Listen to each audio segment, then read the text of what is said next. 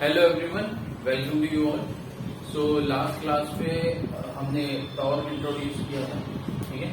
सो torque basically क्या होता है? टॉर्क होता है कि अगर किसी फोर्स में रोटेशनल मोशन में चेंजेस लाने की टेंडेंसी है अगर किसी फोर्स में या फोर्स के कंपोनेंट में, तो उस टेंडेंसी को जो हम क्वांटिटेटिव मेजरमेंट होगा, मतलब उस टेंडेंसी का अगर हम लोग संख्यात्मक मापन करें, ठीक है, तो वो बेसिकली हमारा क्या होता है? टॉर्क होता है, ठीक है। अब देखिए, हमने देखा था कि अगर कोई एक्सियल कंपोनेंट है और अगर कोई रेडियल कंपोनेंट है तो उसका क्या होता है? उसका मतलब इफेक्ट, मतलब बेसिकली वो टॉर्क प्रोड्यूस नहीं कर सकते, राइट। उनका इफेक्ट रोटेशनल मोशन पे जीरो होगा, ठीक है। तो only tangential component is responsible, जो, ठीक है।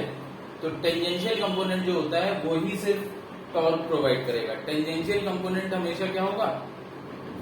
अगर देखा जाए तो टेंजेंशियल कंपोनेंट परपेंडिकुलर कंपोनेंट होगा। किसके परपेंडिकुलर? जो perpendicular to the axis of rotation and away from the axis of, perpendicular to the axis of rotation होगा और साथ ही साथ कुछ दूरी पे होगा, ठीक है। अब देखिए, अब इस टॉर्क का क्वांटिटेटिव मेजर, मतलब बेसिकली टॉर्क क्या है? टेंडेंसी का क्वांटिटेटिव मेजरमेंट। क्वांटिटेटिव मेजरमेंट कैसे करेंगे? मतलब कि टॉर्क ज्यादा है या कम है, उसको क्वांटिटी में देखने के लिए हम क्या करेंगे?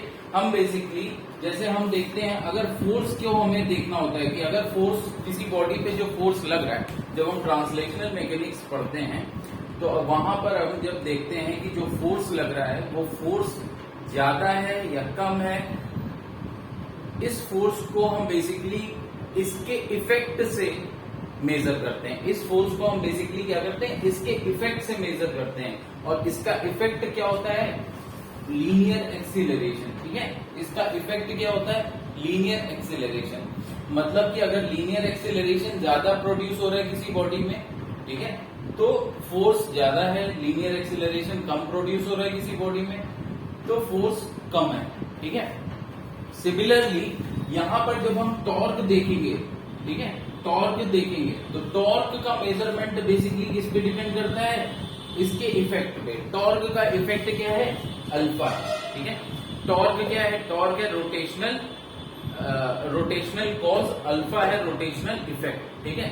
तो अब देखिए, आपको बाय ऑब्जर्वेशन और बाय एक्सपीरियंस आपको पता है कि अगर हम टेंजेंशियल फोर्स अप्लाई करते हैं किसी डोर पे, सपोज मुझे टेंजेंशियल फोर्स अप्लाई करना है, तो हम जितना दूर, और आपने टेंजेंशियल फोर्स जो अप्लाई कर रहे हो ना, सपोज वो कांस्टेंट है, या फिर आप फिलहाल के लिए देखिए एक्सियल कंपोनेंट और रेडियल कंपोनेंट हमारा कुछ भी टॉर्क देगा नहीं, तो हम फिलहाल इनको भूल जा रहे हैं। और अब हम जो फोर्स अप्लाई कर रहे हैं वो पूरा फोर्स क्या है? टेंजेंशियल है, ठीक है। तो अब अगर मैं टेंजेंशियल फोर्स अप्लाई कर रहा हूं तो जितना दूर होगा हिंजेस से उतना ज्यादा टॉर्क मिलेगा, ठीक है। देखिए, यहां पर फोर्स के मैग्नीट्यूड को नहीं चेंज कर रहा है, फोर्स का मैग्नीट्यूड सेम है, लेकिन अगर सेम फोर्स मैं इस एंड पे लगाऊं तो ये ज्यादा, जो आपका जो बेसिकली डोर है उसमें जो रोटेशनल मोशन आएगा, उसका जो एक्सेलरेशन होगा, बेसिकली आपकी जीरो से कुछ एक फाइनाइट वैल्यू पर एंगुलर वेलोसिटी जल्दी पहुंच जाएगी, बजाय किसके? जब आप फोर्स इसके मिडिल पोर्शन पे लगाओ, मतलब डोर के बीचों बीच लगाओ। देखिए, सेम अमाउंट ऑफ फोर्स अगर डोर के एक एंड पे लगाएंगे तो देखिए वो जल्दी डोर को रोटेशनल मोशन में ले आएगा कंपेयर टू जब हम उसके मिडिल पॉइंट पे लगाएंगे फोर्स, ठीक है। तो बेसिकली इससे ये समझ आता है कि ये जो हमारा टॉर्क है, torque does not only depend upon tangential component. Torque और किस पे डिपेंड करता है? टॉर्क डिपेंड करता है position of application of force, ठीक है। कहां पर हम फोर्स लगा रहे हैं, position of application of force, ठीक है। अब अब देखते हैं इसका टॉर्क का मैग्नीट्यूड क्या होता है बेसिकली।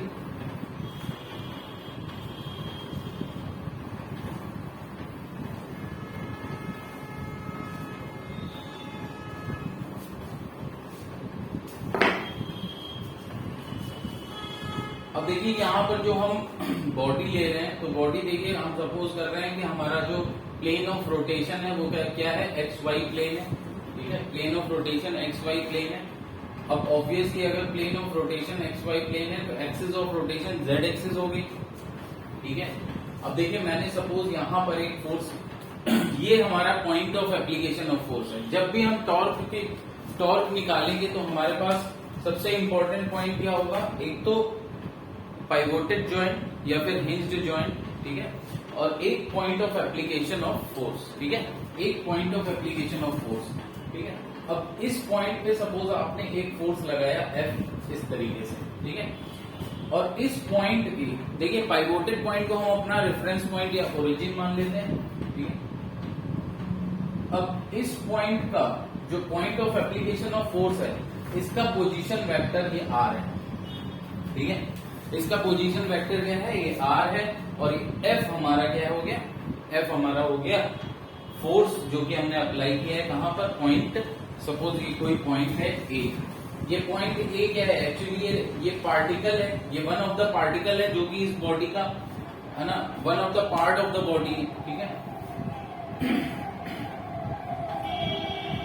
तो अब देखिए ये फोर्स जो है, ये फोर्स के दो कंपोनेंट हो जाएंगे। अगर सपोज ये एंगल थीटा है, थीटा किसके बीच का एंगल है, पोजीशन वेक्टर और फोर्स के बीच का एंगल है। Force is also a vector, तो थीटा किसके बीच का एंगल है, पोजीशन वेक्टर और, तो देखिए अब ये आपका हो जाएगा F cos थीटा और ये आपका हो जाएगा F sin थीटा,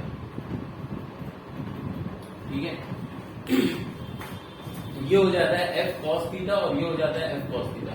देखिए अगर मैं axis of rotation Z axis है और पाइवोटेड पॉइंट जो है हमारा ये ओरिजिन O है, ठीक है, तो F cos थीटा हमारा क्या हो जाता है, रेडियल कंपोनेंट, और F sin थीटा हमारा हो जाता है टेंजेंशियल कंपोनेंट। ये रेडियल कंपोनेंट जो है ये तो कुछ भी अपना रोटेशन पे इसका कोई इफेक्ट नहीं होगा, किसका इफेक्ट होगा, F sin थीटा का। तो हमारा जो टॉर्क आता है यहाँ से, टॉर्क का मैग्नीट्यूड बेसिकली क्या हो जाता है, टॉर्क को हम किससे रिप्रेजेंट करते हैं, टाउ से, राइट। इसका मैग्नीट्यूड हो जाता है length of the position vector या फिर magnitude of the position vector, ठीक है, इनटू टेंजेंशियल फोर्स, ठीक है, इनटू टेंजेंशियल फोर्स, ठीक है। Length of the position vector या फिर magnitude of the position vector into tangential force, ठीक है, RF sin थीटा।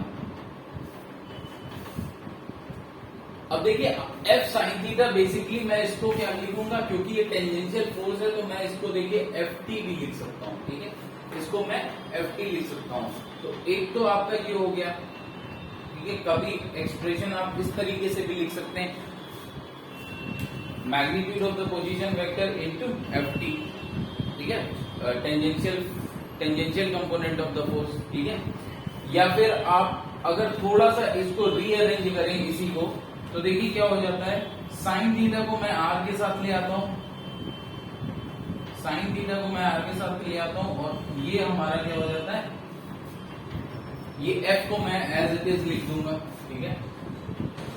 देखिए इसको मैं क्या बोलता हूं, इसको बोलते हैं tangential component, tangential component of applied force, ठीक है। और ये R क्या हो जाता है, magnitude of position vector, magnitude of position vector of point of application of force, point of application of force, ठीक है।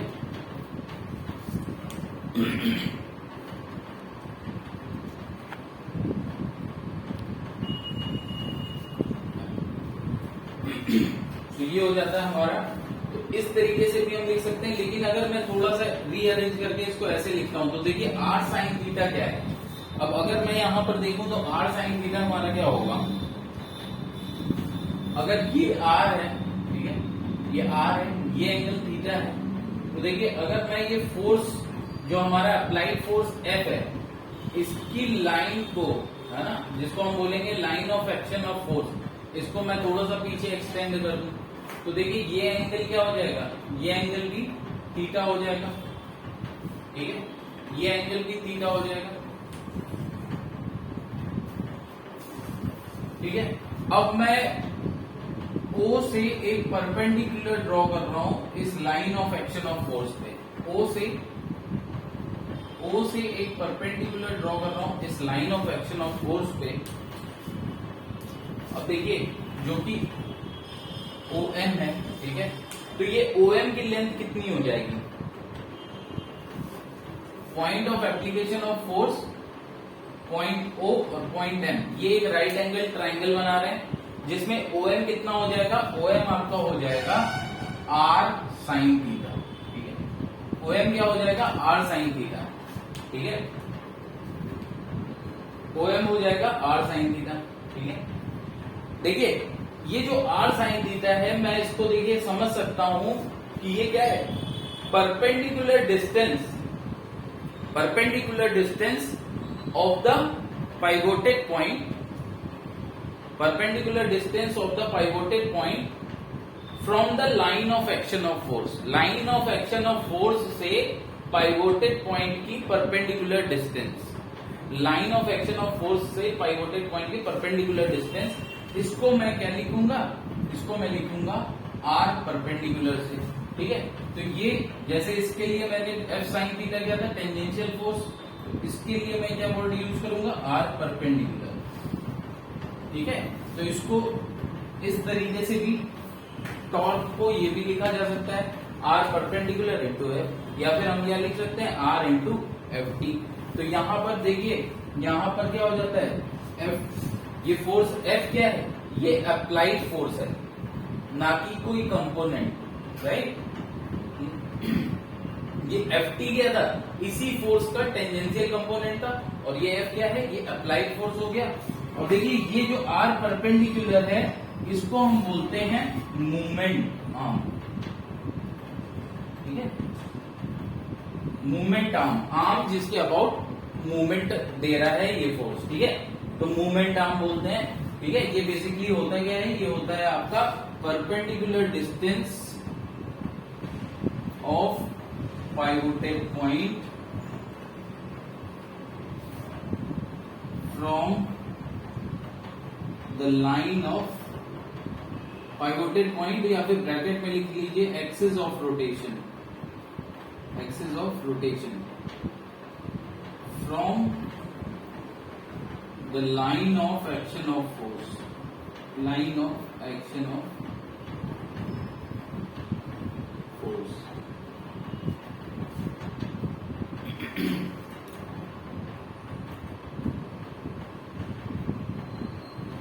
अब देखिए हमारे पास टॉर्क का मैग्नीट्यूड तो निकल के आ गया, लेकिन हम जानते हैं कि टॉर्क हमारा बेसिकली है क्या, टॉर्क हमारा बेसिकली है क्या, टॉर्क हमारा है पोजीशन वेक्टर, ठीक है, टॉर्क हमारा है position vector,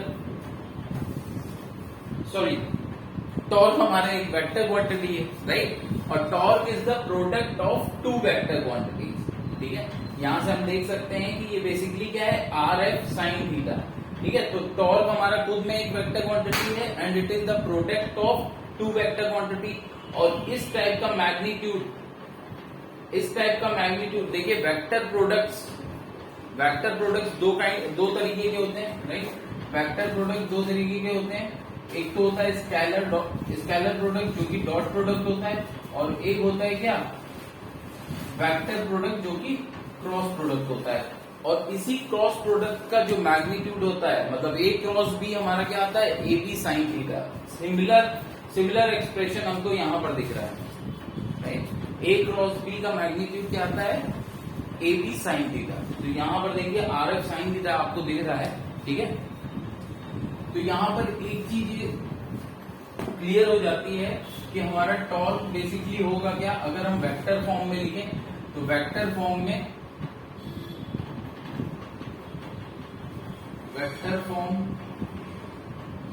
of torque tau is equal to हो जाएगा आर क्रॉस एफ, ठीक है, आर क्रॉस एफ, जहां पर आर हमारा क्या है, आर हमारा है position vector of the point of application of force and F हमारा क्या है, अप्लाइड फोर्स, ठीक है, एफ हमारा क्या हो गया, अप्लाइड फोर्स।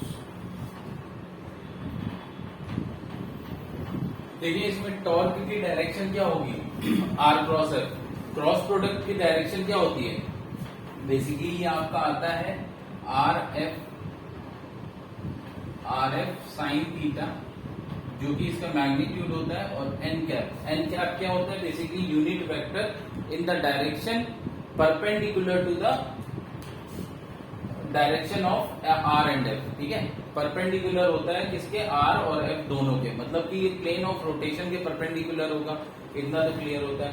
अब देखिए आर क्रॉस एफ है तो राइट हैंड रूल यूज करेंगे, आर की तरफ आप फिंगर्स करेंगे, ठीक है, आर की तरफ फिंगर्स करेंगे और फिर उसको एफ की तरफ कर्ल करेंगे, तो आउटवर्ड नॉर्मल जो होगा, ठीक है, ये थंब जो होगा, थंब की डायरेक्शन आपको क्या देगी, थंब की डायरेक्शन आपको देगी टॉर्क की डायरेक्शन, ठीक है, क्योंकि आर क्रॉस एफ है, देखिए आर इस तरफ होगा और इसको जब आप कर्ल किसकी तरफ करेंगे, एफ की तरफ, तो आपकी थंब की डायरेक्शन ये क्या देगी, टॉर्क देगी, राइट।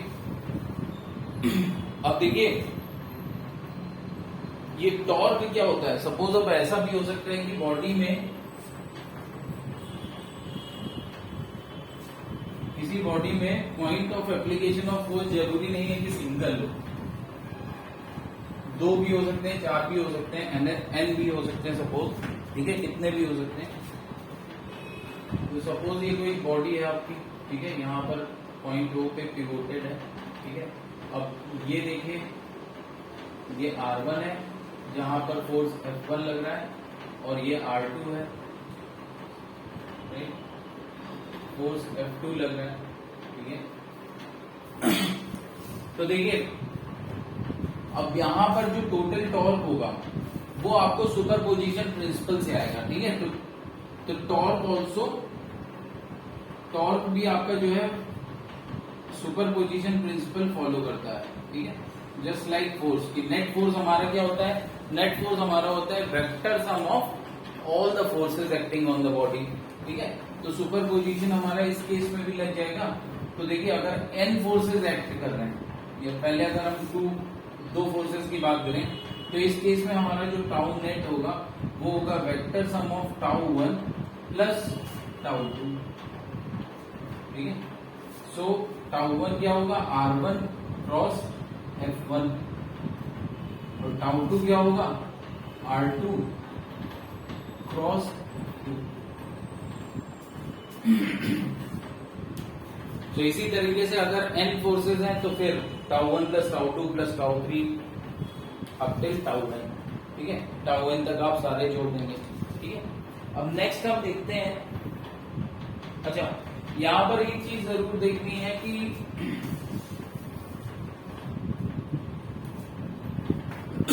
एक चीज यहां पर ये जरूर ध्यान रखनी है कि जो भले टॉर्क हमारा क्या होता है, टॉर्क एक तरह से आपको लग रहा होगा कि किसी फोर्स का ही इफेक्ट है, लेकिन टॉर्क और फोर्स आपस में डिफरेंट क्वांटिटीज हैं, ठीक है।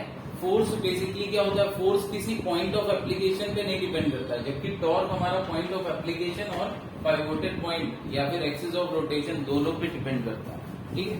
अच्छा अब देखिए सुपरपोजिशन प्रिंसिपल अगर हम एक स्पेशल केस में फॉलो करें जहां पर किसी बॉडी पर लगने वाले दो इक्वल और ऑपोजिट फोर्स हैं, ठीक है, जहां पर किसी बॉडी पर लगने वाले two equal and opposite forces हैं, इक्वल एंड ऑपोजिट फोर्सेस, ठीक है। तो सपोज ये बॉडी है आपकी, पर एक फोर्स आपका इस तरफ ऐसे लग रहा है, दूसरा फोर्स इस तरीके से लग रहा है, ठीक है। तो देखिए सबसे पहले तो नेट फोर्स 0 हो जाएगा इस बॉडी पे, नेट फोर्स 0 हो जाएगा, तो centre of mass m into ACM zero हो जाएगा, तो फिर एसीएम भी जीरो हो जाएगा, मतलब सेंटर ऑफ मास रेस्ट पे होगा। और ऐसे केस में जो देखिए कहीं पे भी ज्वाइंट नहीं है, आई मीन कहीं पे भी हिंज्ड नहीं है बॉडी, कहीं पे भी पाइवोटेड नहीं है, इस बॉडी पे सिंपल दो इक्वल ऑपोजिट फोर्स लग रहा है, ठीक है। तो ऐसे में बॉडी कहाँ किसके अराउंड मूव करेगी, सेंटर ऑफ मास के अराउंड मूव करेगी, ठीक है। ऐसे में बॉडी क्या होगा, सेंटर ऑफ मास के अराउंड मूव करेगी। तो ये हमारा रेफरेंस पॉइंट हो गया, ठीक है। और देखिए ये हमारा R1 हो जाएगा और ये हमारा क्या हो जाएगा, R2 हो जाएगा, ठीक है।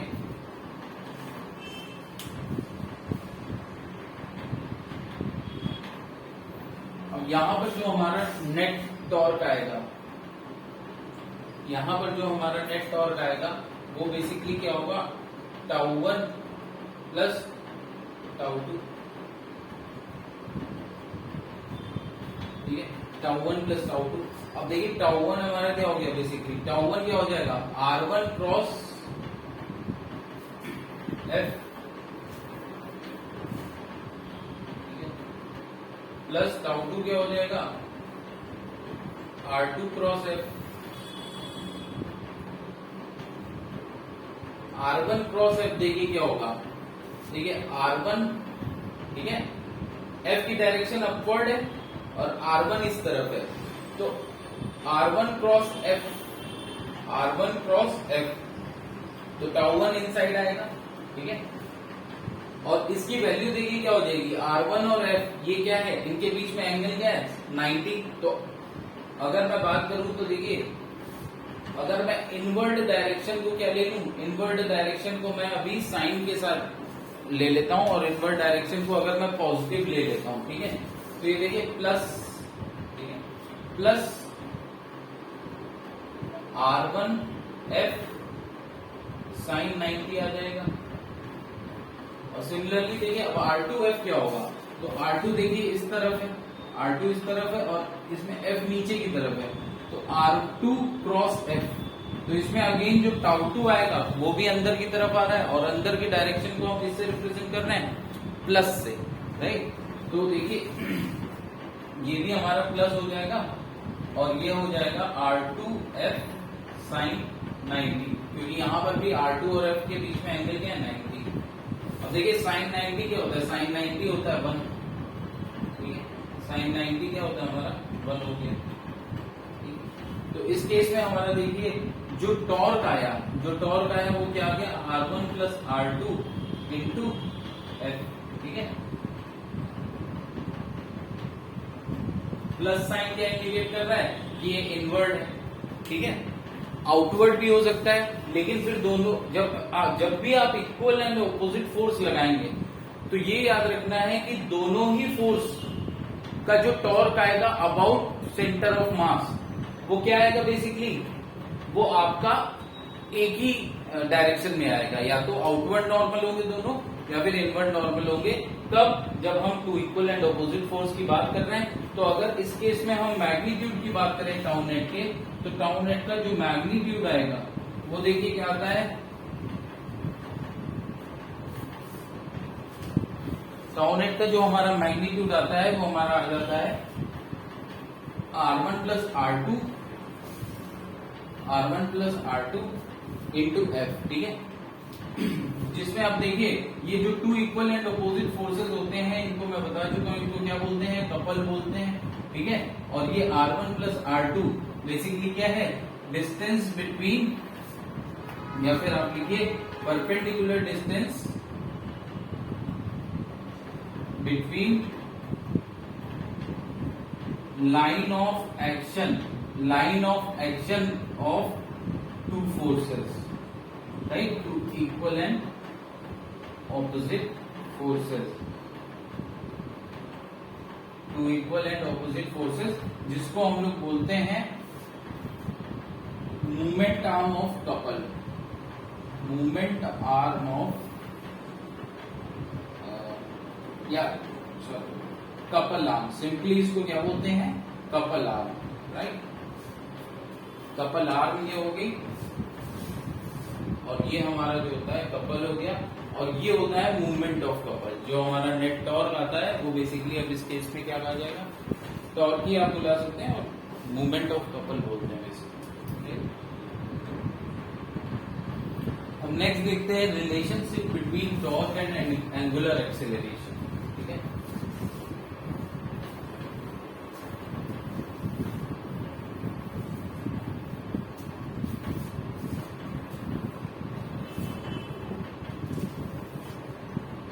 Relationship between torque and angular acceleration.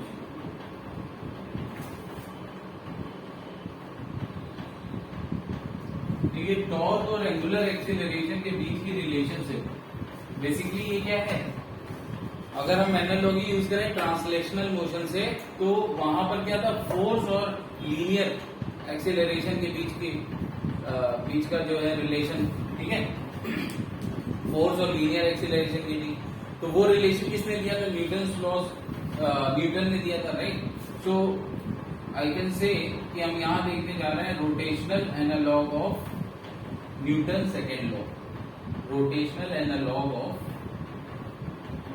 Newton's second law. ठीक है, rotational analogue of Newton's second law. अब देखिए इसमें हम कंसीडर करेंगे सबसे पहले एक पार्टिकल। ठीक है, एक पॉइंट मास कंसीडर कर रहे हैं, एक पार्टिकल जो कि सपोज ये इसके अबाउट रोटेट कर रहा है। ठीक है, तो इसका देखिए इसका रोटेशन ओ के अबाउट सेम है क्या, सर्कुलर मोशन के। ठीक है, तो इसको सर्कुलर मोशन मान सकते हैं। ठीक,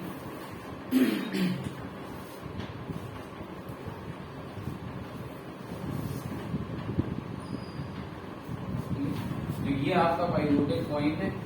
एक हम पहले सिंगल पार्टिकल मास देख रहे हैं, मतलब पॉइंट मास देख रहे हैं, उसका बेसिकली हम क्या देखेंगे, रिलेशन देखेंगे टॉर्क और एंगुलर एक्सेलरेशन के बीच। देखिए जब ये पार्टिकल इस पे मूव कर रहा है, ठीक है, जब ये पार्टिकल इस पे मूव कर रहा है तो देखिए इस पे नेट फोर्स मान लीजिए कुछ लग रहा होगा जिसकी वजह से ये मूव कर रहा है इस डायरेक्शन में। ठीक है, ये आपका नेट फोर्स लग रहा है इस डायरेक्शन में। अब देखिए इस पर इसके दो कंपोनेंट हो जाएंगे, एक तो टेंजेंशियल, एक टेंजेंशियल हो जाएगा और एक क्या हो जाएगा, एक आपका हो जाएगा रेडियल। ठीक है, दो कंपोनेंट हो जाएंगे, एक टेंजेंशियल और एक रेडियल। ठीक है, अब देखिए इस मूवमेंट पे जो इस पार्टिकल का इस मूवमेंट पे, इस क्षण पे जो पार्टिकल का टेंजेंशियल एक्सेलरेशन होगा वो क्या होगा। इस क्षण पे हम देख रहे हैं तो पार्टिकल का टेंजेंशियल एक्सेलरेशन हमको क्या बताना है, तो वो देखिए क्या होगा, वो मैं देख रहा हूं अगर mass of the particle m है तो मैं लिख सकता हूं कि ft क्या हो जाएगा, ft is equal to m into at हो जाएगा, जहां पर a की क्या है, टेंजेंशियल एक्सेलरेशन। देखिए रेडियल फोर्स जो है ये तो अपना सेंट्रीपिटल फोर्स का काम कर रहा है। ठीक है, टेंजेंशियल फोर्स क्या है, ये बेसिकली आपको टॉर्क प्रोवाइड कर रहा है अबाउट पॉइंट ओ। ठीक है, तो ft को मैं लिख सकता हूं m इंटू at, राइट। अब देखिए अब मैग्नीट्यूड ऑफ टॉर्क क्या होगा, मैग्नीट्यूड ऑफ टॉर्क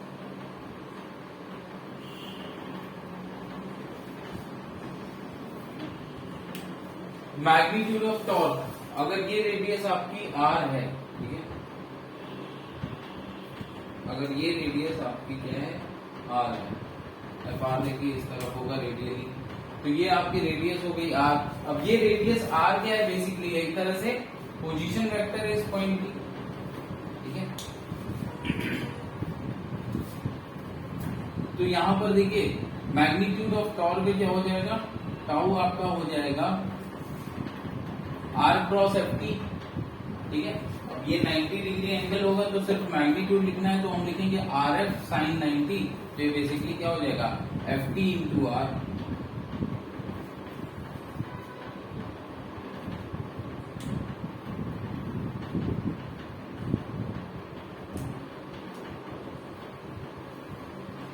हमने ये एनालॉजी देखने के लिए हमने मान लिया है कि पार्टिकल सर्कुलर मोशन कर रहा है, ठीक है। तो अब उस केस में क्या होगा, देखिए ये किसी एक पार्टिकल का पहले हम निकाल रहे हैं कि tau torque is equal to हो जाएगा आपका क्या, एफ टी इंटू आर, ठीक है। और ये एफ टी बेसिकली आपका क्या है, एफ टी है एम इंटू ए टी, तो आप इसको लिख देंगे M into A T into are.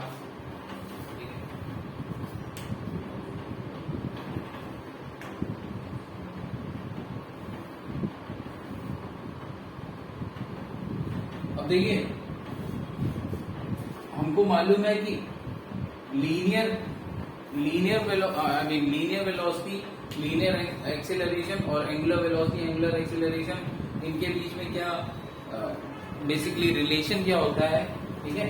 तो एटी हमारा क्या होता है, एटी हमारा होता है आर अल्फा, ठीक है।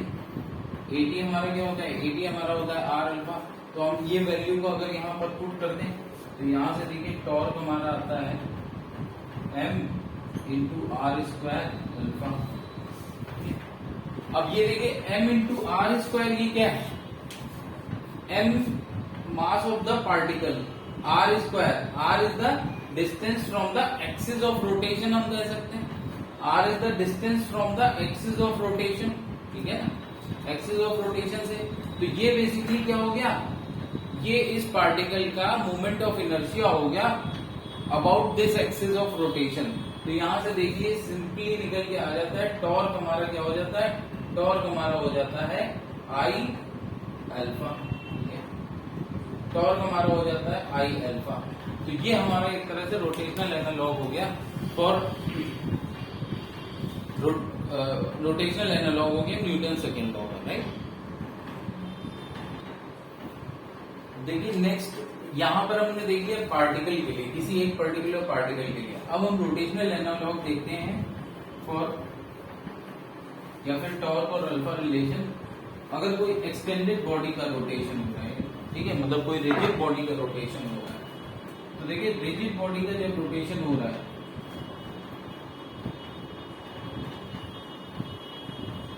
तो रिजिड बॉडी का जब रोटेशन हो रहा है तो फिर से वही बात आती है कि यहां पर क्या होगा, यहां पर अगर मैं यहां पर हमको टॉर्क, नेट टॉर्क निकालना होगा, नेट टॉर्क निकालना होगा about the axis of rotation, ठीक है। तो हम सुपरपोजिशन प्रिंसिपल यूज कर सकते हैं, ठीक है। अब क्योंकि रिजिड बॉडी है तो इसमें सुपरपोजिशन क्या है, बेसिकली इंटीग्रेशन हो जाएगा। हम यहाँ पर एक छोटा सा डीएम कंसीडर करें, ठीक है। इसकी देखिए आर डिस्टेंस पे होगा, ठीक है, और सपोज इसका एक्सीलरेशन अल्फा है। तो अभी हमने देखा था किसी पार्टिकल का एक्सिस के अबाउट क्या आ जाता है, एम आर स्क्वायर अल्फा आ जाता है, ठीक है। तो इस केस में देखिए इसका क्या आ जाएगा, डीएम, ठीक है। सबसे पहले हम बात करते हैं डी टाउ, मतलब कि इस पार्टिकल का मास, इस पार्टिकल का जो टॉर्क है, ठीक है, इस पार्टिकल के ऊपर जो टॉर्क लग रहा है about this axis of rotation, उसकी हम बात करते हैं। तो डी टाउ देखिए क्या हो जाएगा, DM into R square into alpha, DM into R square alpha. अब नेट टॉर्क क्या हो जाएगा, नेट टॉर्क आपका टाउ नेट क्या हो जाएगा, इंटीग्रेशन ऑफ डी टाउ, ठीक है। तो इंटीग्रेट आप करेंगे तो ये क्या आ जाएगा, DM into R square alpha. अब देखिए अल्फा तो किसी भी पार्टिकल के लिए, अल्फा क्या है, किसी भी पार्टिकल के लिए सेम होगा, ठीक है। बॉडी रोटेशन कर रही है, अल्फा किसी भी पार्टिकल के लिए सेम होगा, ठीक है। तो अल्फा देखिए बाहर आ जाएगा और अंदर क्या होगा, आर स्क्वायर डीएम। अब ये आर स्क्वायर डीएम ये बेसिकली क्या है, ये आपका है I, movement of inertia of the body, ठीक है, movement of inertia of the body about axis of rotation. तो यहां से भी सेम रिलेशन आ जाएगा कि टाउ नेट क्या आ जाएगा, टाउ नेट आ जाएगा आई अल्फा, ठीक है। नेट टॉर्क जो इस बॉडी पे लगेगा वो क्या हो गया, आई अल्फा। क्योंकि ये वेक्टर है तो हमने वेक्टर नोटेशन में लिख दिया, ठीक है। तो जो नेट टॉर्क की डायरेक्शन होगी वही अल्फा की डायरेक्शन होगी, ठीक है।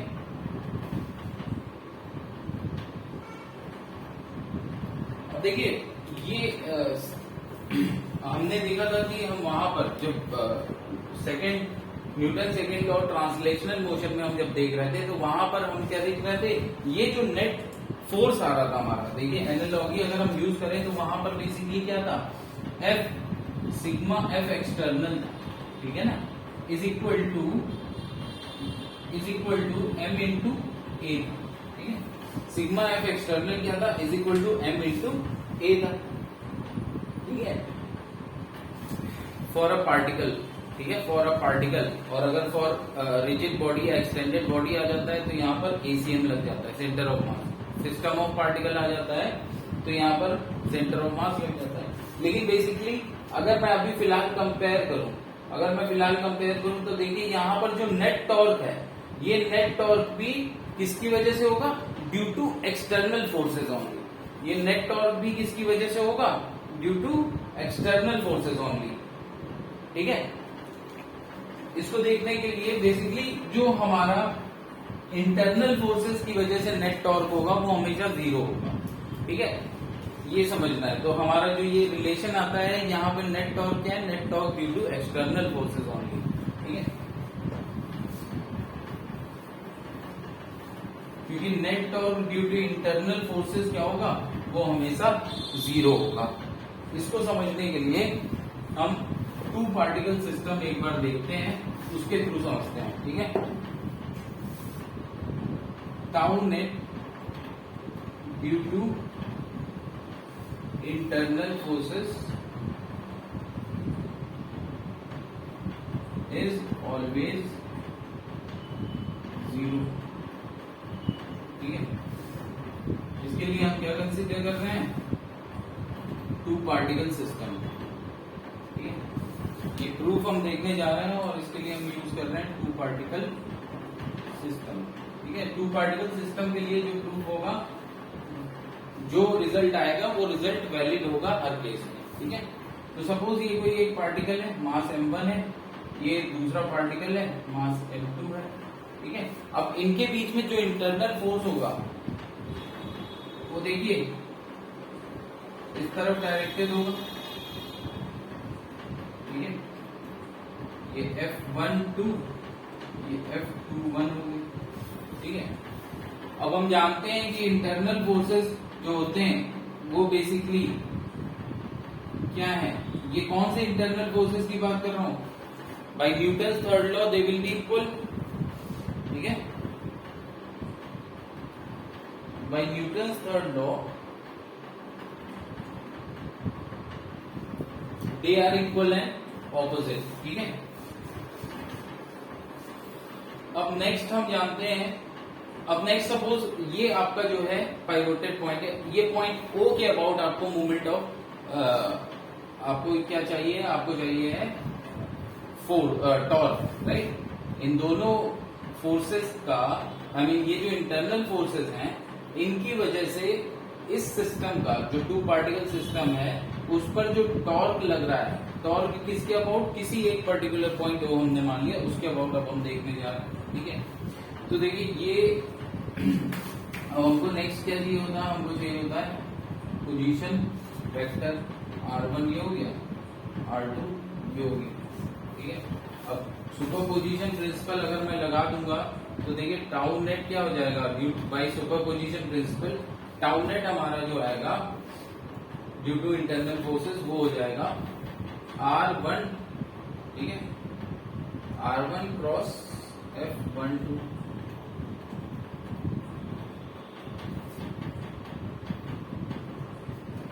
प्लस R2 क्रॉस F21, ठीक है, R1 cross F12 plus R2 cross F21।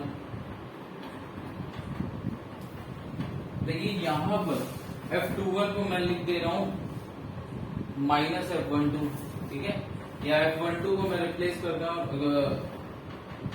Replace कर सकता हूं जिससे माइनस F21 से, ठीक है। तो ये देखिए ये क्या हो जाएगा, R1 cross minus F21 plus R2 cross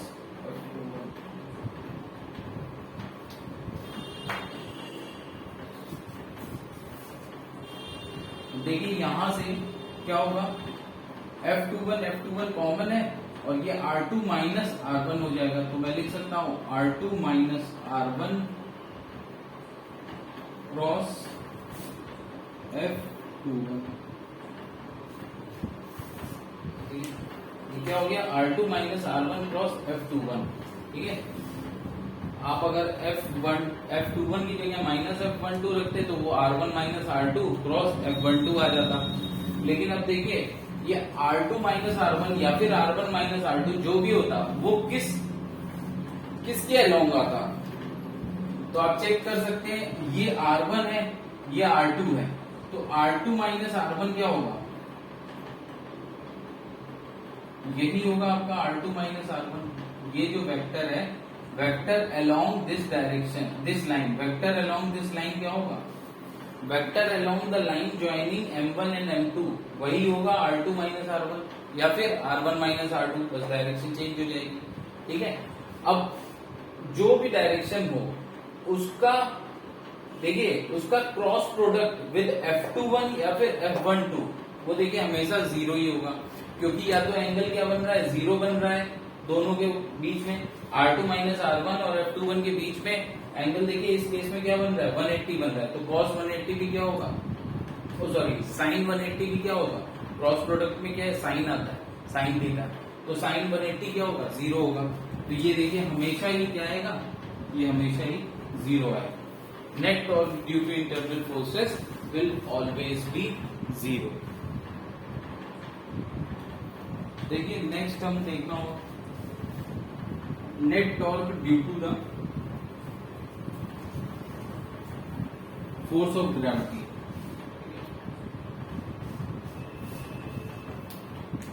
net torque due to force of gravity.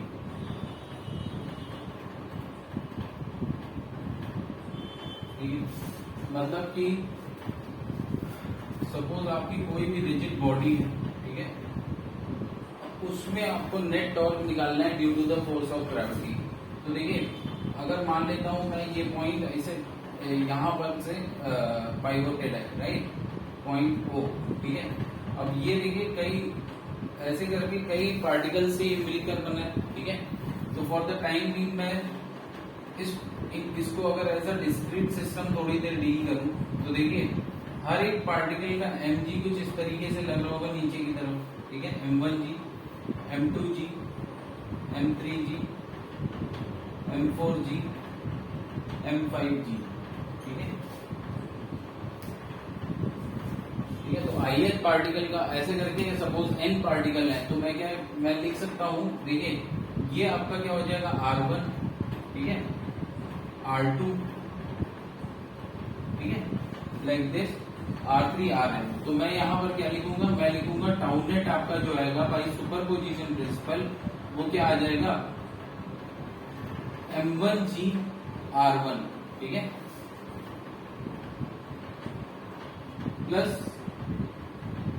M2G R2, ठीक है, लाइक दिस आपका क्या है M1G M2G,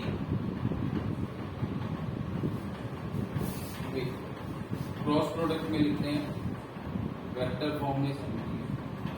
तो ये हो जाएगा R1 क्रॉस, क्योंकि जरूरी नहीं कि सारे जो है परपेंडिकुलर हो, राइट, यहाँ पर जो पार्टिकल होगा यहाँ पर पार्टिकल होगा, तो एक R1 क्रॉस M1G, ठीक है, plus R2 cross M2G, Rn cross Mn upon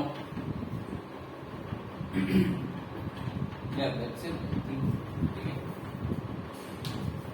तो ये आपका क्या होगा, ये आपका टोटल नेट टॉर्क होगा अबाउट दिस एक्सिस ऑफ, ठीक है। अब देखिए M2, देखिए M2 तो आपका M1 M2 ये क्या है, ये तो वेक्टर है नहीं, तो ये M1 R1 के साथ ले आएंगे, तो M1 R1 cross G plus M2 R2 cross G, MnRn cross G।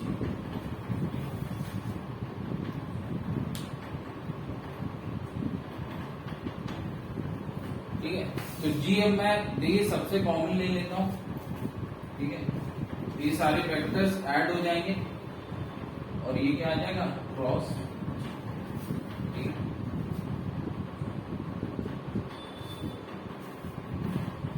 अब देखिए अगर इसको मैं डिवाइड कर दूं इस एक्सप्रेशन को किससे, total mass of the system से। ठीक है, और उसी से मल्टीप्लाई कर दूं तो कोई चेंज नहीं आता एक्सप्रेशन में। ठीक है, और इसी से मैंने क्या करा, मल्टीप्लाई भी कर दिया।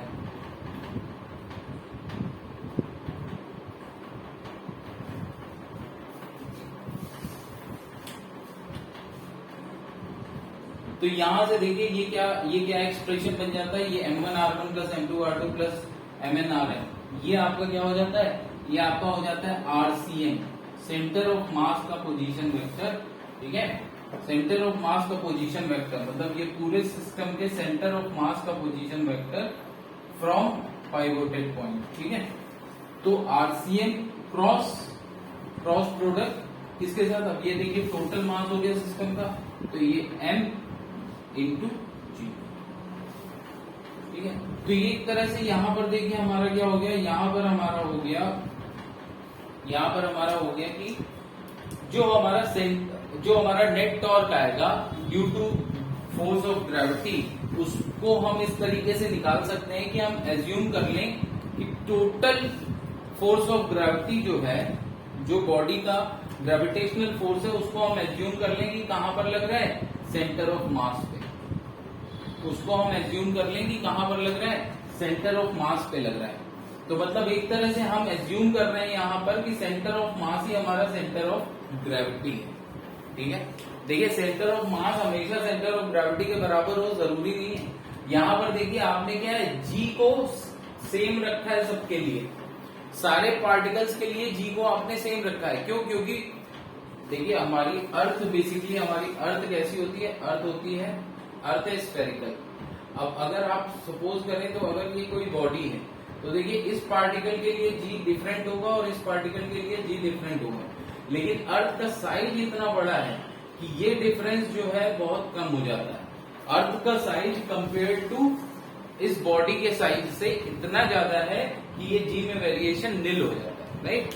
तो इसलिए जनरली हम सेंटर ऑफ ग्रेविटी और सेंटर ऑफ मास हमेशा एक जगह लेते हैं। ठीक है, ये एक तरीके से ये क्या निकाला है, ये हमने निकाला है सेंटर ऑफ ग्रेविटी। यहां पर हमने एक्सीलरेशन ड्यू टू ग्रेविटी क्या मान लिया है, एक्सीलरेशन ड्यू टू ग्रेविटी हर जगह कांस्टेंट। ठीक है, जो कि हम हमेशा ही लेंगे। ठीक है, तो उसमें तो उस केस इसलिए हम हमेशा ही सेंटर ऑफ मास और सेंटर ऑफ ग्रेविटी, जहां तक हमारा स्कोप है सिलेबस का, वहां तक सेंटर ऑफ मास और सेंटर ऑफ ग्रेविटी हम बराबर ही लेंगे। ठीक है, तो अब यहां पर देखिए M1R1 plus M2R2 plus MnRn। ठीक है, ये हमारा फाइनली क्या निकल गया है, टाउनेट आ गया RCM क्रॉस Mg। ठीक है, तो एक तरह से आप ये समझ सकते हैं कि यहाँ पे आपने पूरी बॉडी को कन्वर्ट कर दिया और सेंटर ऑफ मास पे ही टोटल ग्रेविटेशनल फोर्स लग रहा है। अभी तक हम पूरी बॉडी को कन्वर्ट करते थे कैसे, सेंटर ऑफ मास पे टोटल मास कॉन्सेंट्रेटेड मान लेते थे, लेकिन अब हमारा centre of mass he centre of gravity की तरह एक्ट कर रहा है और वहां पर हमारा टोटल वेट भी कॉन्सेंट्रेटेड है बॉडी का।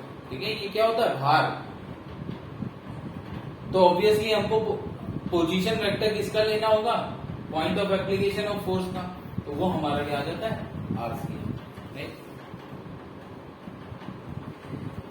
अब देखिए हमने ट्रांसलेशनल इक्विलिब्रियम देखा था कि अगर बॉडी इक्विलिब्रियम में है, ट्रांसलेशनल इक्विलिब्रियम, उस समय तक सिर्फ ट्रांसलेशन पढ़ा था, इसलिए इक्विलिब्रियम की बात की थी और कहा था कि सिग्मा F 0 होना चाहिए। मतलब नेट एक्सटर्नल फोर्स अगर बॉडी पर 0 है तो हम बोल सकते हैं कि बॉडी कैसी है, बॉडी इक्विलिब्रियम है। लेकिन वो बेसिकली सिर्फ और सिर्फ ट्रांसलेशनल इक्विलिब्रियम है उस केस में।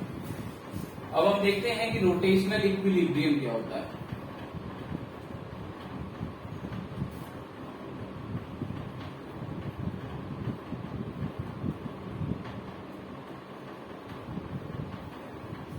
देखिए रोटेशनल इक्विलिब्रियम बेसिकली क्या होगा कि टाउ नेट आपका जीरो है, ठीक है। और जब टाउ नेट आपका जीरो होगा तो देखिए क्या होगा, बेसिकली टाउ नेट आपका कब जीरो होगा, यानी जब भी टाउ नेट आपका जीरो होगा तो क्या होगा, एंगुलर एक्सीलरेशन आई अल्फा जीरो हो जाएगा। अब मूवमेंट ऑफ इनर्शिया तो किसी भी एक्सिस के अराउंड आप देखें तो हमेशा ही कुछ ना कुछ होगा, ठीक है। That means alpha is zero, alpha zero हो जाएगा। और अल्फा जीरो होने का मतलब है कि या तो बॉडी रेस्ट पे है या फिर बॉडी कांस्टेंट ओमेगा से मूव कर रही है, कांस्टेंट एंगुलर वेलोसिटी से मूव कर रही है। लेकिन जनरली हमारा जब भी हम देखेंगे अल्फा जीरो है तो जनरली हम इससे ही डील करेंगे कि बॉडी रेस्ट पे, ठीक है। बट इसका मतलब क्या है, अब देखिए टाउ नेट जीरो होने का मतलब अगर हमारा 3 डायमेंशनल टॉर्क है, ठीक है, तो टाउ एक्स भी जीरो होगा, मतलब उसका एक्स कंपोनेंट, वाई कंपोनेंट और जेड कंपोनेंट तीनों ही क्या होंगे, जीरो होंगे। एक्स कंपोनेंट, वाई कंपोनेंट और जेड कंपोनेंट तीनों ही जीरो होंगे। और अगर अब मैं कंप्लीट इक्विलिब्रियम की बात करूं बॉडी के, अगर बॉडी कंप्लीट इक्विलिब्रियम में है, देखिए ये रेस्ट बेसिकली जब रेस्ट पे कब होगी, जब हम सिर्फ और सिर्फ प्योर रोटेशन कंसीडर कर रहे हैं। नहीं तो हो सकता है कि अल्फा जीरो हो बट एक्सीलरेशन ना जीरो हो, ठीक है। तो ऐसा मैं तब के लिए बोल रहा हूं जब मैं प्योर रोटेशन कंसीडर कर रहा हूं, ठीक है, तब ये कंप्लीट रेस्ट पे होगी। नहीं तो हो सकता है कि कुछ ना कुछ लीनियर एक्सीलरेशन हो बट अल्फा जीरो, मतलब रोटेशन ना हो रहा हो लेकिन लीनियर एक्सीलरेशन हो, ऐसा भी पॉसिबल है इस केस में, ठीक है। तो कंप्लीट इक्विलिब्रियम की अगर मैं बात करता हूं, कंप्लीट इक्विलिब्रियम की बात करता हूं तो देखिए नेट एक्सटर्नल फोर्स भी जीरो होना चाहिए और साथ ही साथ नेट टॉर्क भी जीरो होना चाहिए। किसी भी बॉडी में अगर कंप्लीट इक्विलिब्रियम है तो नेट एक्सटर्नल फोर्स भी जीरो होना चाहिए और नेट टॉर्क भी जीरो होना चाहिए। तो यहां से क्या होगा, ए भी जीरो आएगा और अल्फा भी जीरो आएगा एंड फर्दर कॉन्सिक्वेंसेस, ठीक है। मतलब या तो कांस्टेंट लीनियर वेलोसिटी या फिर रेस्ट, या फिर यहां पर कांस्टेंट एंगुलर वेलोसिटी या फिर रेस्ट। लेकिन मोस्टली जब टाउ नेट जीरो और अल्फा जीरो होगा तो आपको मोस्टली क्वेश्चंस जो मिलेंगे उसमें बेसिकली बॉडी रोटेशन नहीं कर रही होगी, मतलब ऐसा नहीं कांस्टेंट एंगुलर वेलोसिटी से रोटेशन कर रही, मोस्टली बॉडी रेस्ट पे होगी as far as rotational motion is concern, ठीक है। और लीनियर मोशन के लिए हमको क्या देखना होता है, sigma F external is zero होना है। और अगर बॉडी कंप्लीट इक्विलिब्रियम में है तो दोनों ही जीरो होंगे, मतलब यहाँ पर 6 इक्वेशन बन जाती हैं। क्या F X is equal to zero, F Y is equal to zero, F Z is equal to zero, ठीक है। और यहां पर tau X is equal to zero, tau Y is equal to zero और tau Z is equal to zero.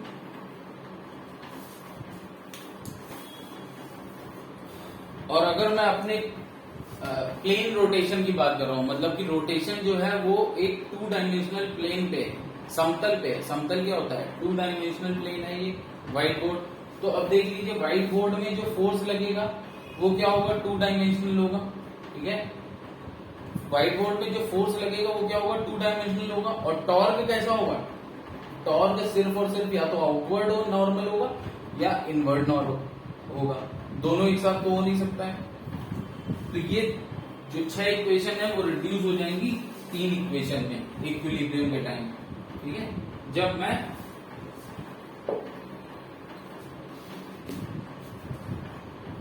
मैं कहां की बात कर रहा हूं, rotation in a 2 dimensional plane, ठीक है, for rotation in a 2 dimensional plane.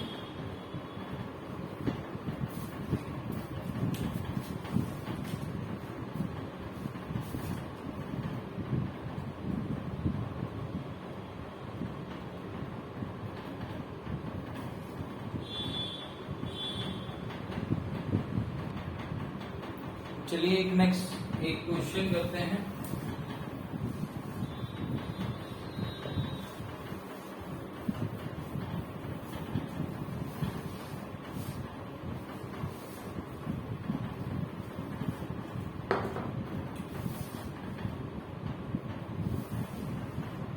A flywheel of mass is equal m is equal to 2 kg. A flywheel of mass m is equal to 2 kg and radius r is equal to 40 centimeter and radius r is equal to 40 centimeter.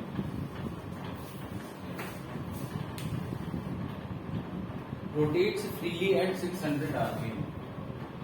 Rotates freely at 600 rpm.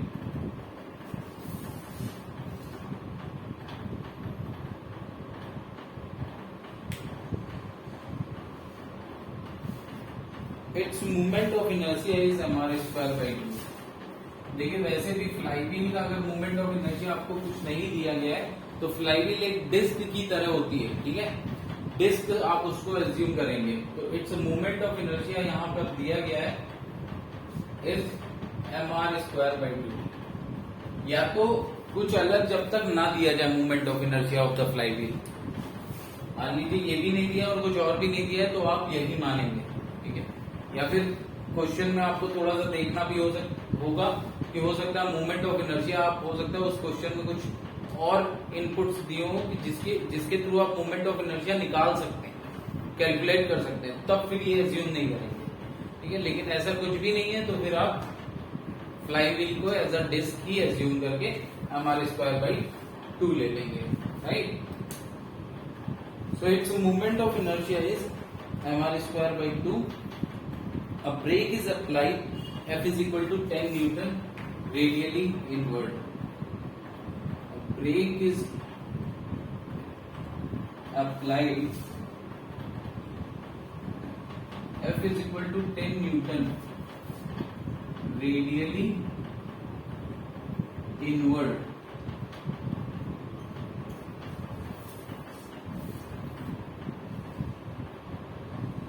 At the edge as shown in the figure. At the edge as shown in figure.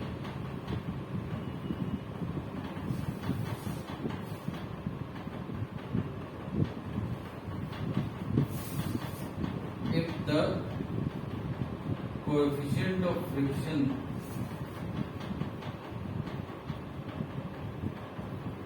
mu k is 0.5.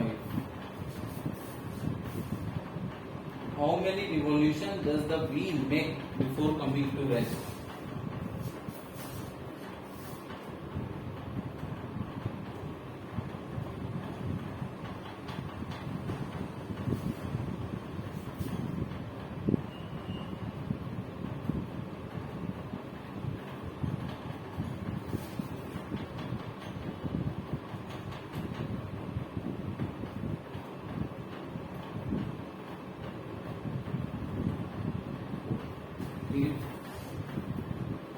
देखिए figure कुछ ऐसा है, ये flywheel है आपकी, ठीक है, और इस पे आपका जो ब्रेक शू होता है, ठीक है, तो वो ब्रेक शू आपका कुछ ऐसा है।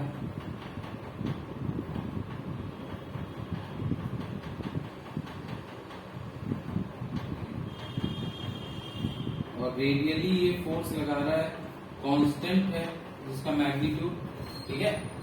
तो ये देखिए इस तरफ ऐसे लगेगा। अब ये मान लेते हैं कि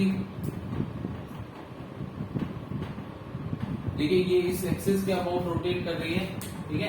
इसका मास आपको कैपिटल एन दिया गया है 2 kg, ठीक है, और रेडियस इसकी क्या दी गई है 40 सेंटीमीटर।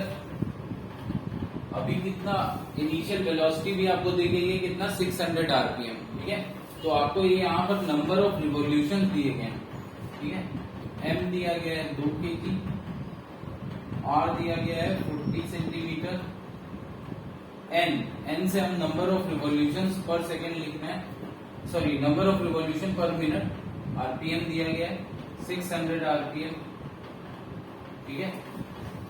तो इट्स मूवमेंट ऑफ इनर्शिया भी आई हमको दिया गया है mr²/2 कैलकुलेट कर सकते हैं इजीली।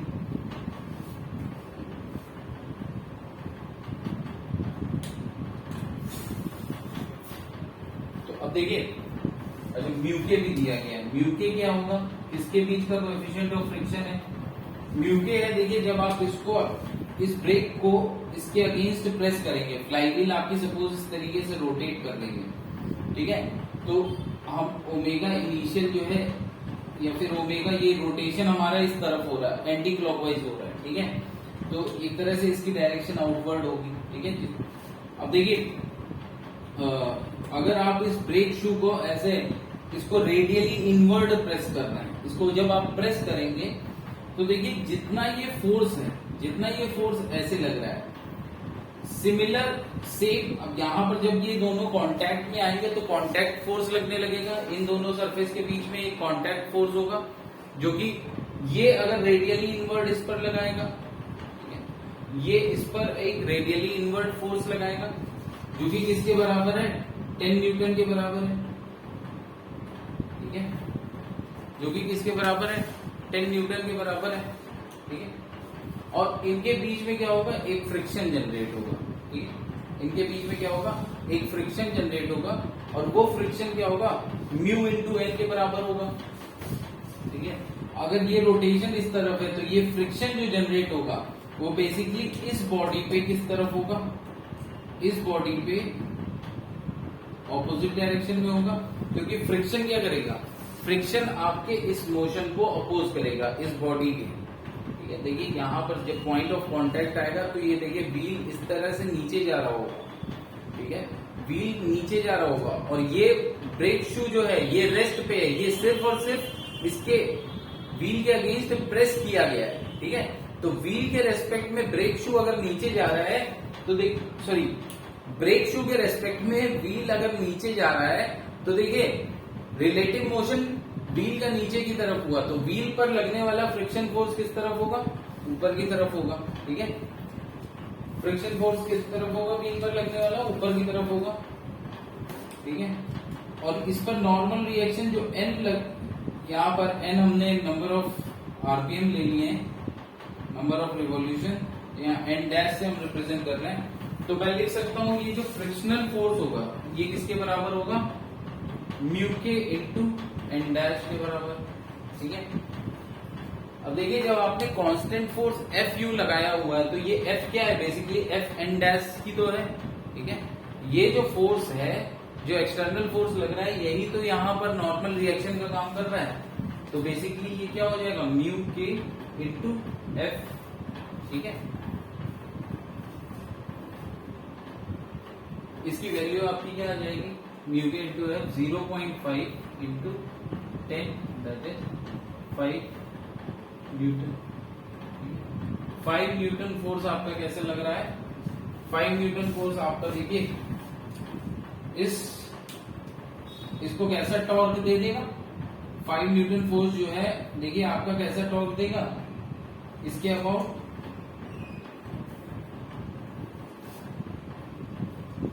देखो पॉइंट। अब इस बॉडी को जब मैं देख रहा हूं सिर्फ व्हील को, तो देखिए ये व्हील का पाइवोटेड पॉइंट हो गया, ठीक है। अब इससे एक्सिस ऑफ रोटेशन, मतलब एक्सिस ऑफ रोटेशन से आपका जो point of application of force है, कौन से फोर्स की बात कर रहे हैं हम, फ्रिक्शनल फोर्स, क्योंकि ये फ्रिक्शनल फोर्स ही है जो कि टॉर्क प्रोवाइड करेगा, ठीक है, इसको रोटेटिंग व्हील को, ठीक है। तो देखिए ये क्या हो जाएगा, टॉर्क आपका हो जाएगा आर क्रॉस एफ, टॉर्क आपका हो जाएगा आर क्रॉस एफ, टॉर्क आपका आर क्रॉस एफ हो गया। देखिए ये फ्रिक्शनल फोर्स क्या है, टेंजेंशियल है और ये एंगल 90 है, और आर क्रॉस एफ देखिए क्या होगा, आर क्रॉस एफ मतलब अगर मैं ये देखूं तो ये देखिए ये आर है, इसको एफ की तरफ अगर मैं क्लोज कर रहा हूं अपनी फिंगर्स एफ की तरफ, तो देखिए ये सी इन दिस वे, ठीक है, ये आर है और इसको एफ की तरफ अगर मैं फिंगर्स को क्लोज कर रहा हूं तो इनवर्ड आ रहा है, जबकि ओमेगा की डायरेक्शन क्या है, आउटवर्ड है। तो अगर मैं ओमेगा की डायरेक्शन को पॉजिटिव ले लूं, आउटवर्ड, तो देखिए टॉर्क कैसा हो जाएगा, इनवर्ड, नेगेटिव आ रहा है, ठीक है। तो मैं यहां पर लिख सकता हूं कि हमारा टॉर्क क्या आ जाएगा, माइनस, मैंने क्या लिया है, ओमेगा की डायरेक्शन जो कि आउटवर्ड आ रही है इसको मैं पॉजिटिव ले रहा हूं, तो आर क्रॉस एफ, टॉर्क की डायरेक्शन इनवर्ड आ रही है, वो अपने आप नेगेटिव हो जाएगी। ये मेरा साइन कन्वेंशन है, राइट। तो साइन कन्वेंशन आप यहां पर यूज करिए किन क्वांटिटीज के लिए, रोटेशनल क्वांटिटीज के लिए, राइट। सो देखिए टॉर्क हमारा माइनस आर एफ साइन,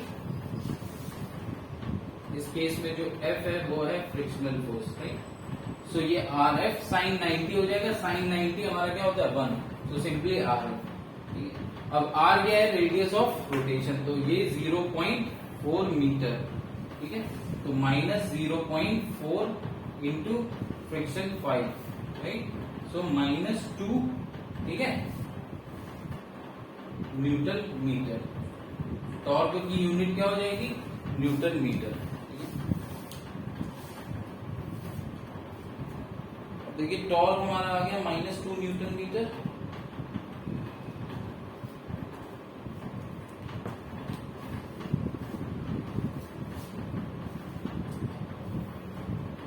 अब देखिए हमको क्या बताना है, हमको बताना है कि how many revolution does the wheel make before coming to rest, right.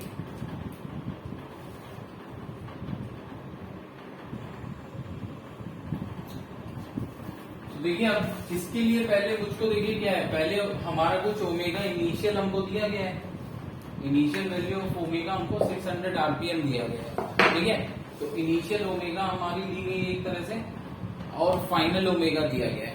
अब यहां पर हमसे पूछ रहा है कितने रिवॉल्यूशन ये घूम जाएगा रेस्ट में आने से पहले। तो देखिए एक रिवॉल्यूशन में ये 2 पाई घूमता है। अब टोटल हम कितना एंगल घूम गया है रेस्ट तक आते आते, ठीक है।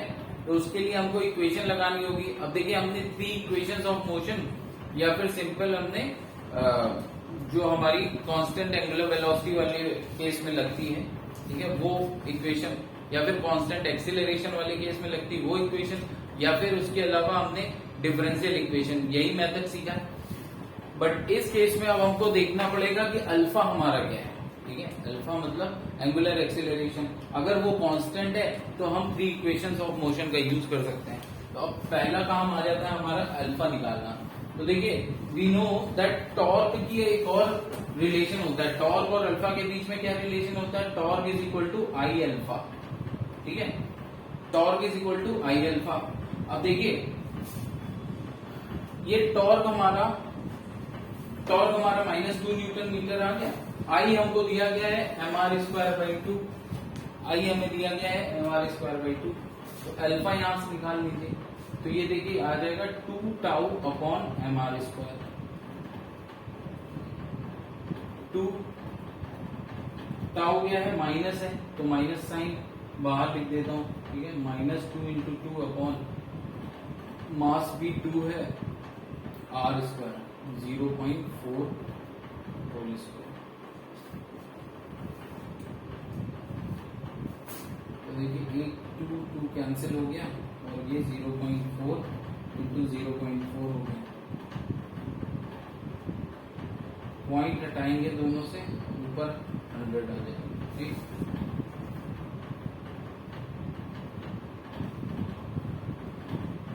देखिए 4 2 से 8, ये हो गया -100 अपॉन 8,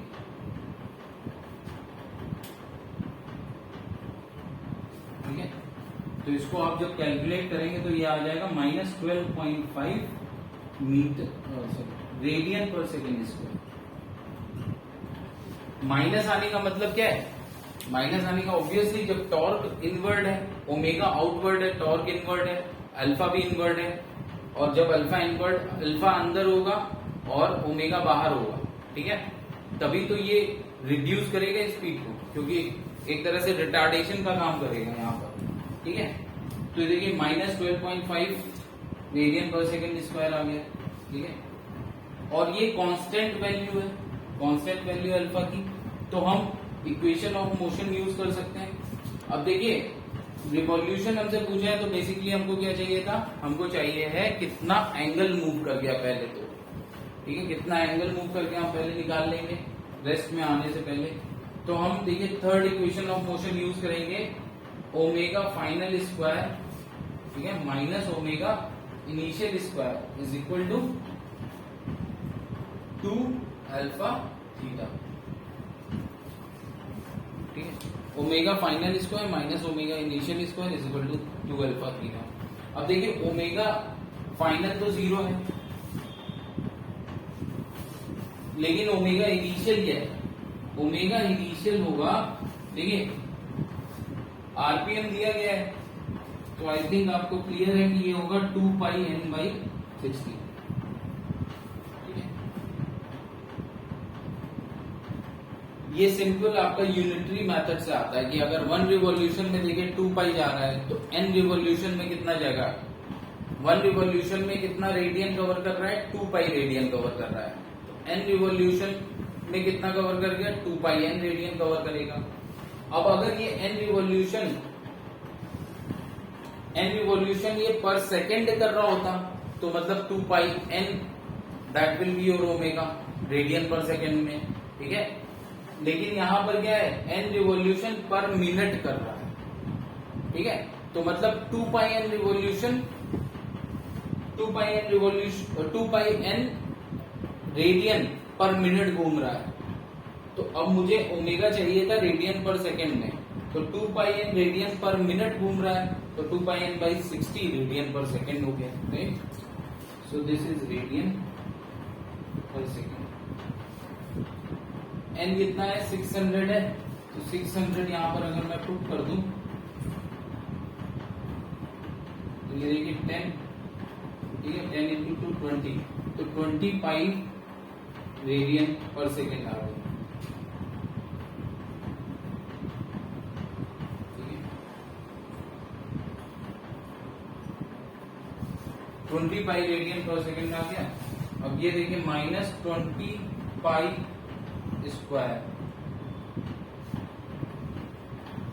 2 अल्फा क्या है, माइनस 12.5 और theta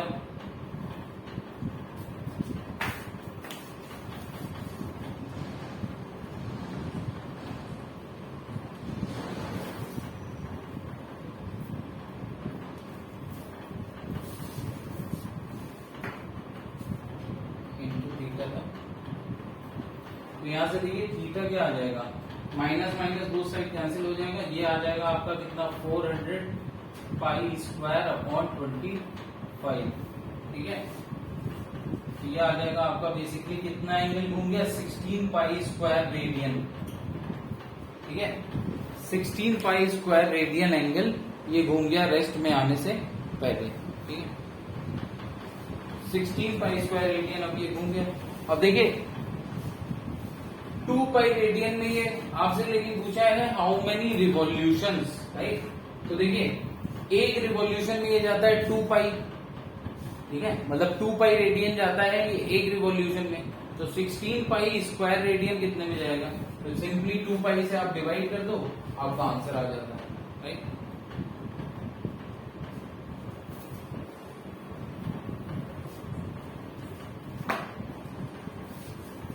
Therefore, number of revolutions will be कितना 16 पाई स्क्वायर अपॉन 2 पाई।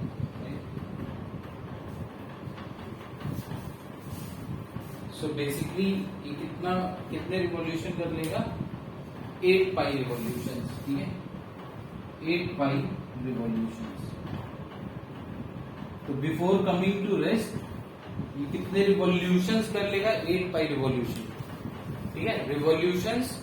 और आई थिंक थीटा में आपको डिफरेंस पता है, थीटा क्या है, एक रिवॉल्यूशन में सेंटर पे ये कितना एंगल सबस्टेंड करेगा, ठीक है ना। अगर कोई पार्टिकल एक रिवॉल्यूशन कर रहा है तो ये अपने सेंटर ऑफ रोटेशन पे कितना एंगल घूम रहा है, तो वो एक रिवॉल्यूशन में 2 पाई जाता है, तो बेसिकली हम कह सकते हैं 2 पाई एंगल अगर घूमेगा तो एक रिवॉल्यूशन कंप्लीट कर रहा है। तो अगर ये 16 पाई स्क्वायर रेडियन घूम रहा है तो फिर कितना रिवॉल्यूशन आएगा?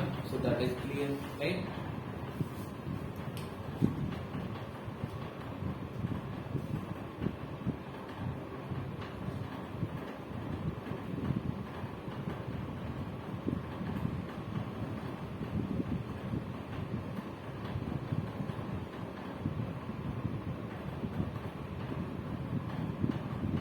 देखिए नेक्स्ट हम देखते हैं, नेक्स्ट एक और क्वेश्चन करते हैं basically.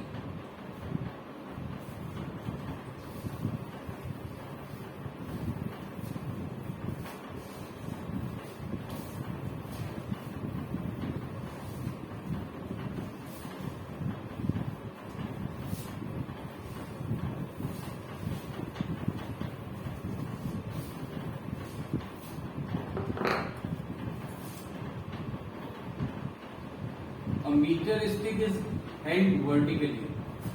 A meter stick is held vertically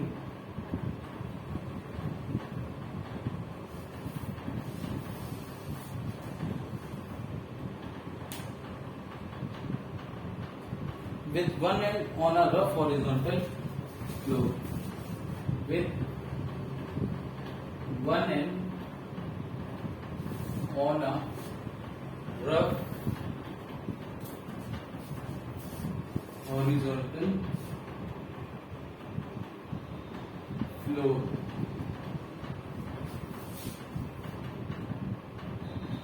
It is gently allowed to fall on the floor. It is gently allowed to fall on the floor.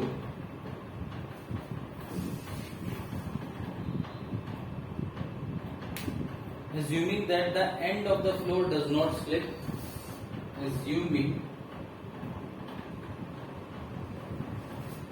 that the end of the floor does not slip,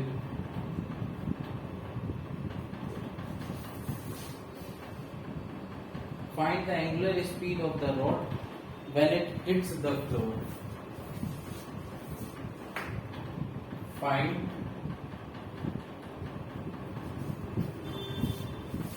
the angular speed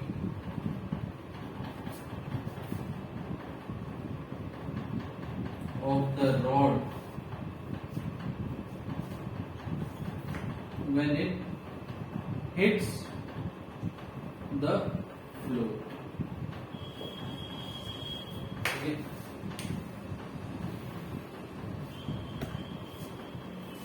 देखिए कह रहा है a meter stick was held vertically, ठीक है। So suppose ये आपकी ये metre stick है, इसको मैंने ऐसे वर्टिकली रखा है, ठीक है। Now this is what happens, right? This is what happens कि आपने ये वर्टिकली आपने इसको पुट किया और फिर you have allowed to fall it gently. तो देखिए मतलब इनिशियली आपने जब ये रखा था तो आपने अपनी तरफ से इसको कोई ओमेगा नहीं दिया था, तो इनिशियली ये ओमेगा जो आप लोगे रेस्ट पे था ये, लेकिन the moment it starts falling तो ये आएगा और ऐसे आके हिट करेगा ग्राउंड को, ठीक है। तो जब ये हिट करेगा उस समय इसके पास कुछ ना कुछ ओमेगा होगी, लेकिन इनिशियल देखिए इनिशियल आपने जस्ट इसको ऐसे छोड़ दिया था। So that is what the gently means कि इनिशियल ओमेगा हमारा क्या है, 0 है, और फिर ये आगे जब ऐसे गिरता है और इस एंड को फ्रिक्शनल यहाँ पर जो है जहां पर ये इसका टिप है, ठीक है, तो ये फ्रिक्शन इतना हाई है कि यहाँ पर जब ये नीचे आता है तो इस तरीके से कोई स्लिपिंग नहीं है पीछे की तरफ, राइट। ये सिंपली ऐसे फॉल कर रहा है विदाउट एनी स्लिपेज, यहाँ पर कोई स्लिप नहीं है, ठीक है। तो एक तरह से ये पॉइंट जो है ये मैं पाइवोटेड पॉइंट मान सकता हूँ, ठीक है, ये पाइवोटेड पॉइंट मान सकता हूँ। Now it is gently allowed to fall on the floor, assuming that the end of the floor does not slip. Find the angular speed of the rod when it hits the floor. ठीक है, angular speed हमको निकालना है when it hits the floor. अब सबसे पहले तो यहाँ पर हमको ये समझना होगा कि क्या हम काइनेमेटिक्स इक्वेशन लगा सकते हैं या नहीं. ठीक है, तो उसके लिए हमको अल्फा कैलकुलेट करना होगा. तो देखिए, अगर मैं सपोज करता हूं कि ये अपना अरेंजमेंट है. ठीक है, अभी देखिए, अभी इनिशियली क्या होगा. अच्छा, ये गिरता क्यों है? ये गिरेगा under the effect of force of gravity. तो यहाँ पर कौन सा, अब लेकिन यहाँ पर हम रोटेशनल मोशन वाला कंसीडर कर रहे हैं, तो यहाँ पर इस पर कौन सा टॉर्क लगेगा? Torque due to the force of gravity. लेकिन अभी देखिए, अभी क्या है, अभी mg इस कंडीशन में तो ऐसे होगा, अभी mg इस कंडीशन में ऐसे होगा. ठीक है, तो ये देखिए mg, line of action of mg, ये कहां से पास कर रहा है? ये खुद भी पास कर रहा है पाइवोटेड पॉइंट से, क्योंकि हमने पॉइंट ओ ये वाले एंड को मान लिया. तो लेकिन ये है क्या, ये एक्चुअली अनस्टेबल इक्विलिब्रियम पे है. मतलब इसको जरा सा भी डिस्टरबेंस हुआ, ठीक है, तो ये क्या होता है, ये गिरना स्टार्ट कर देता है. ठीक है, रोटेशनल मोशन में स्टेबल अनस्टेबल इक्विलिब्रियम क्या होता है, अब कल अभी देख लेंगे आई थिंक, अगर टाइम बचता है तो. राइट, लेकिन फिलहाल आप ये समझिए कि राइट नाउ mg डाउनवर्ड है. ठीक है, तो ये अभी क्या है, इक्विलिब्रियम पे है. लेकिन अगर इसको आप थोड़ा सा भी आप पुश करो, या पुश करने की जरूरत भी नहीं है, क्योंकि ये ड्यू टू इम्बैलेंस क्या होगा, हो सकता है ये स्टार्ट कर जाए, ये स्टार्ट कर दे, ये गिरना स्टार्ट कर दे. राइट, तो सपोज ड्यू टू इम्बैलेंस क्या होता है, ये हल्का सा भी, ठीक है, जैसे ही हल्का सा टेढ़ा होगा तो mg देखिए क्या होगा, mg इस तरीके से दूर हो जाएगा. कहां से? पाइवोटेड पॉइंट से. तो कुछ ना कुछ मूवमेंट आर्म आ जाएगी, और इस वजह से टॉर्क जनरेट हो जाएगा mg की वजह से. राइट, तो अब हम पहले किसी एक कंडीशन को ले लेते हैं. ठीक है, मतलब कंडीशन नहीं, किसी एक पर्टिकुलर सिचुएशन को ले लेते हैं, जब ये सपोज ये किसी एक एंगल थीटा पे पहुंच गई है. ठीक है, किसी एक एंगल थीटा पे पहुंच गई है. तो इस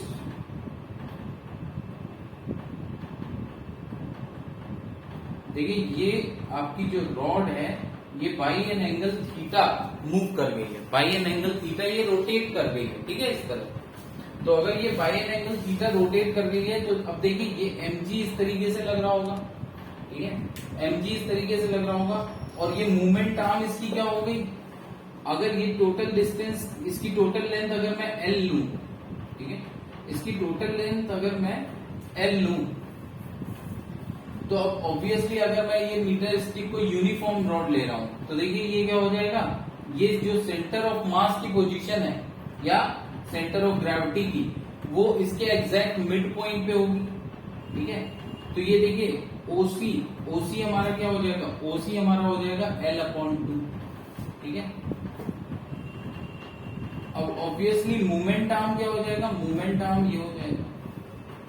ठीक है, परपेंडिकुलर डिस्टेंस इनटू फोर्स, यही होता है ना, perpendicular distance from the axis of rotation of the line of action of force into force, यही होता है टॉर्क. ठीक है, तो ये देखिए, ये अगर एंगल ये थीटा है, तो ये एंगल भी थीटा होगा. ये एंगल अगर थीटा है, तो ये एंगल भी थीटा होगा. ठीक है, अब इस समय जो इस पर टॉर्क लग रहा होगा, हम किस क्षण की बात कर रहे हैं, इस क्षण की, इस मूवमेंट की बात कर रहे हैं. तो इस मूवमेंट पे जो टॉर्क लग रहा होगा, टॉर्क ड्यू टू mg, वो क्या होगा, mg इंटू L/2. देखिए ये लेंथ हो गई L/2, ये एंगल थीटा, तो ये देखिए मूवमेंट आर्म आपकी क्या हो गई, L/2 साइन थीटा. तो मैं एक तरह से ये इंस्टेंटेनियस वैल्यू बता रहा हूं इस टॉर्क की. तो टॉर्क की क्या हो जाएगी, टॉर्क हो जाएगा mg into L/2 sine theta. देखिए, अब जैसे जैसे थीटा चेंज होगा, ये टॉर्क चेंज होगा. अब ऑब्वियसली अगर टॉर्क थीटा पे डिपेंड कर रहा है, तो अल्फा भी थीटा पे डिपेंड करेगा. टॉर्क थीटा पे डिपेंड कर रहा है तो अल्फा भी, एंगुलर एक्सीलरेशन भी थीटा पे डिपेंड करेगा, मतलब कि एंगुलर एक्सीलरेशन अब कांस्टेंट नहीं है, राइट। और अगर एंगुलर एक्सीलरेशन कांस्टेंट नहीं है तो हम लोग इक्वेशन ऑफ मोशन भी नहीं यूज कर सकते। तो ठीक है, पहले हम क्या करते हैं, हम अल्फा कैलकुलेट करते हैं कितना होगा, राइट। उसके बाद हम डिफरेंशियल इक्वेशन यूज कर लेंगे। तो फिलहाल इस इंस्टेंट पे जो टॉर्क लग रहा है due to mg about o, वो हमारा आ गया mg into L by two sine theta, right. अब देखिए इस इंस्टेंट पे अगर सपोज करिए कि बाई इसको अगर d थीटा ये आगे मूव करता है, सपोज ये d थीटा आगे मूव करता है, ठीक है। तो सबसे पहले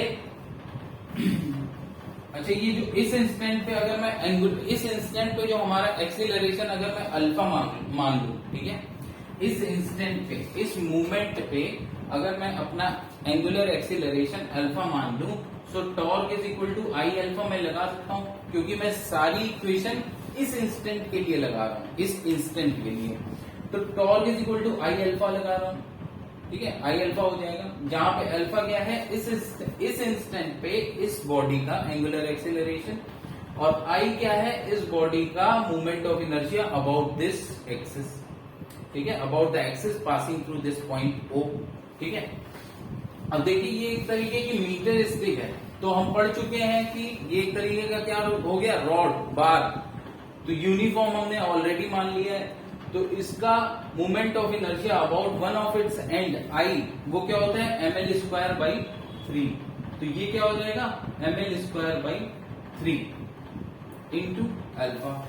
अब देखिए टॉर्क हम यहां पर निकाल चुके हैं, तो इक्वेशन 1 और इक्वेशन 2 को मैं कंपेयर करूं तो देखिए क्या आता है, ml square by 3 alpha is equal to mg L by 2 sine theta, ठीक है, mg L by 2 sine theta. अब यहां से इजीली विजिबल है, ठीक है।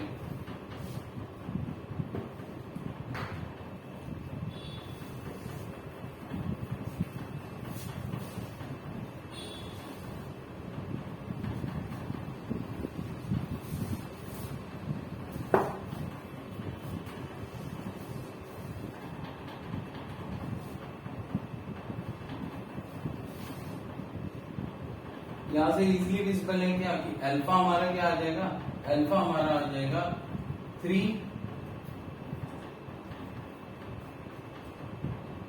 3g by 2l sine theta, right.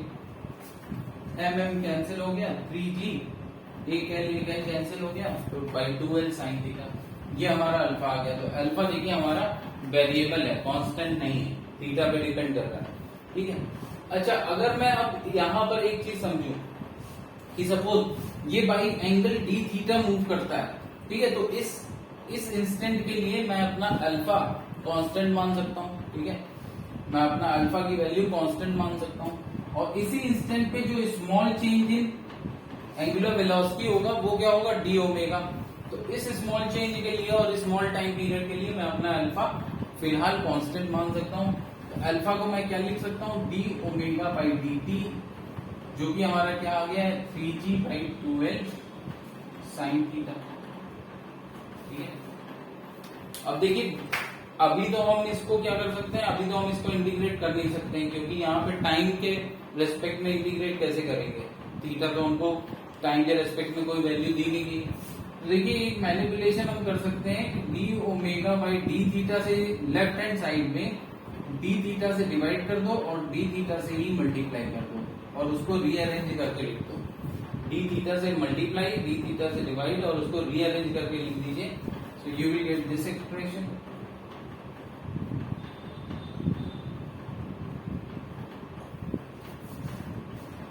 अब देखिए D omega by d theta क्या होता है, ये तो ऐसे ही लिखा रहने दीजिए। D theta by d T ये क्या होता है, ओमेगा, ठीक है, एंगुलर वेलोसिटी होता है d theta by d t, instantaneous angular velocity, और ये हो जाएगा d omega by d theta is equal to 3g by 2l sine theta, ठीक है। अब डी थीटा को मैं इस तरफ ले जा रहा हूं और इंटीग्रेट कर दे रहा हूं, तो देखिए एंगुलर वेलोसिटी 0 टू ओमेगा हो रही है और थीटा कहां से कहां चेंज हो रहा है, तो थीटा देखिए 0 था पहले और फिर हमसे क्या एंगुलर वेलोसिटी पूछी है, by which it hits the ground. ठीक है, तो जब ये हिट करेगा ग्राउंड को तो 90 डिग्री एंगल मूव कर चुका होगा, तो लिमिट्स आपकी थीटा पे लगेंगी 0 टू π/2। ठीक है, अब देखिए इसको इंटीग्रेट करेंगे तो ये आ जाएगा ω²/2, upper limit minus lower limit करेंगे यही आ जाएगा। इसको इंटीग्रेट करेंगे तो देखिए क्या आएगा, इसको इंटीग्रेट करने पे आएगा 3g/12 तो कांस्टेंट है, ये बाहर आ जाएगा, 3g/12 ये बाहर आ जाएगा। साइन थीटा का क्या बनेगा, minus cos theta integration 0 to π/2। Cos π/2 क्या होता है, upper limit minus lower limit करेंगे तो minus cos π/2 minus minus cos 0, तो ये प्लस हो जाएगा कॉस 0। कॉस π/2 ये 0 हो जाएगा और कॉस 0 ये 1 हो जाएगा। ठीक है, तो आपका ये आ जाता है ω²/2 आपका आ जाता है 3g/2l। ठीक है, सो ω² क्या आ जाएगा 3g/l एंड सिंपली ओमेगा क्या आ जाएगा √3g/l। So this is the velocity, angular velocity by which it will hit the ground.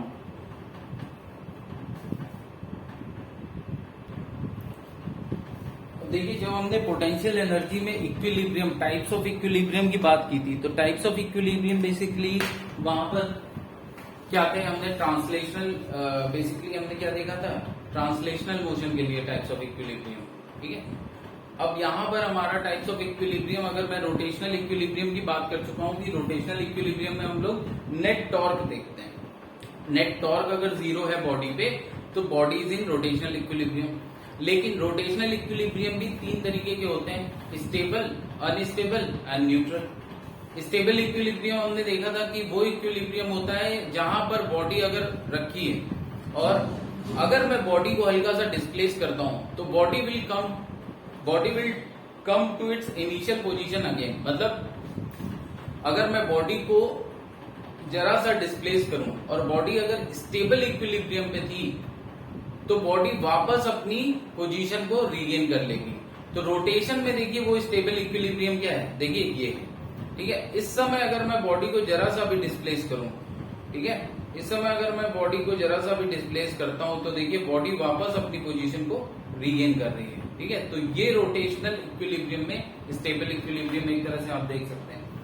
Unstable equilibrium क्या है, अभी जो मैंने जिसके ऊपर जो क्वेश्चन था, right, question was based upon कि बॉडी देखिए जब इनिशियली ऐसे रखी हुई है, राइट, बॉडी अगर इनिशियली ऐसे रखी हुई है तो ये है तो इक्विलिब्रियम में, लेकिन आप जैसे ही इसको थोड़ा सा भी, राइट, जैसे ही इसको थोड़ा सा भी डिस्प्लेस करोगे ये वापस कभी अपनी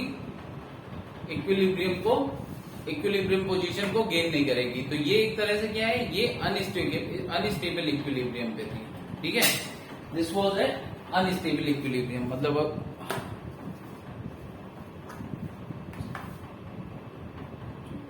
ये this is at unstable equilibrium. अगर मैं इसको जरा सा भी डिस्प्लेस करता हूं तो ये वापस अपनी पोजीशन को गेन नहीं करेगी।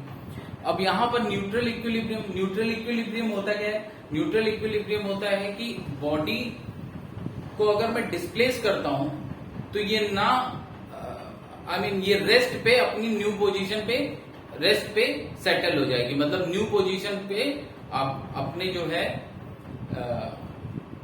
It will adjust on the new position, right. तो देखिए अब रोटेशन में अगर मुझे ये देखना है तो मैं अगर सपोज हॉरिजॉन्टल मोशन देखूं तो देखिए ये न्यू पोजीशन पे अपने जो है एडजस्ट हो जा रही है, राइट। तो ये आपका क्या है, न्यूट्रल इक्विलिब्रियम है, right. So that's it for today. Thank you very much.